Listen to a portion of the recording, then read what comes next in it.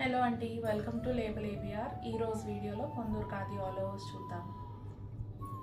మనం ఫస్ట్ చూసే all over వచ్చేసి బచ్చల పండు కలర్ అంటారండి.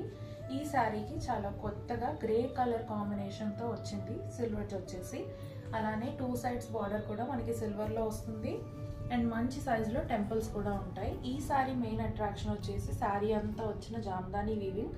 ఫస్ట్ మీరు పళ్ళు చూసండి. పళ్ళులో ఇలా అథెంటిక్ జరీ బ్యాండ్ వస్తుంది.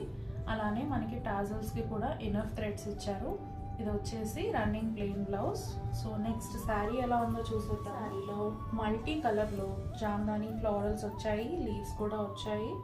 వెడ్డింగ్స్కి, బ్రైడ్స్కి చాలా బాగుంటుంది ఈ శారీ. మీ ఇంట్లో క్లోజ్ ఫంక్షన్ ఉంది ఆర్ గృహప్రవేశం ఉంది, అలాంటి వాటికి ఈ సమ్మర్లో ఇలాంటి శారీ పిక్ చేసుకోండి. చాలా డిఫరెంట్గా, చాలా కొత్తగా ఉంటుంది. శారీ అంతా కూడా మనకి ఇదే డిస్టెన్స్లో ఇలా జామ్దాని వీవింగ్ వస్తుందండి. చాలా డీటెయిల్డ్గా వర్క్ చేశారు మన weavers. This is a purple colour all over Jamdani sari అండి. ఫస్ట్ మనం చూసిన శారీలో జామ్దాని వీవింగ్తో వచ్చిన ఫ్లవర్స్ అన్నీ కూడా బిగ్గర్ సైజులో ఉంటాయి. ఈ శారీలో వచ్చేవన్నీ కూడా స్మాలర్ సైజులో ఉంటాయి. సో మీ టేస్ట్ని బట్టి మీరు పిక్ చేసుకోవచ్చు. ఇప్పుడు మీరు చూస్తుంది వచ్చేసి శారీ పళ్ళు. ఈ శారీలో బార్డర్ కొంచెం స్పెషల్ అనే చెప్పచ్చు. This is silk by tissue అండి. సో పైథినీ స్టైల్ బార్డర్ లాగా వస్తుంది.